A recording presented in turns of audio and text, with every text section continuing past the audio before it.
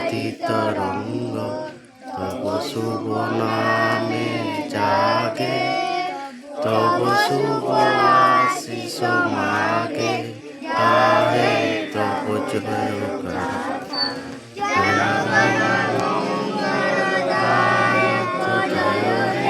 ভারত ভাগ্য বিধাতা জয় হে, জয় হে, জয় হে, জয় জয় জয় জয় হে।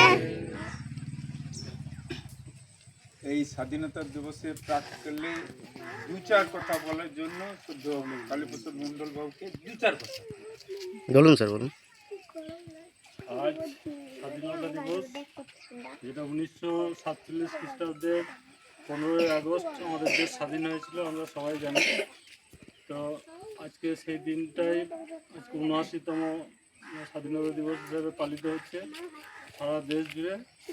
আজকে সারা দেশ জুড়ে পালিত হচ্ছে এবং ব্যাপার যেটা হচ্ছে সেই স্বাধীনতা, আমরা একদিন কিন্তু স্বাধীন ছিলাম না।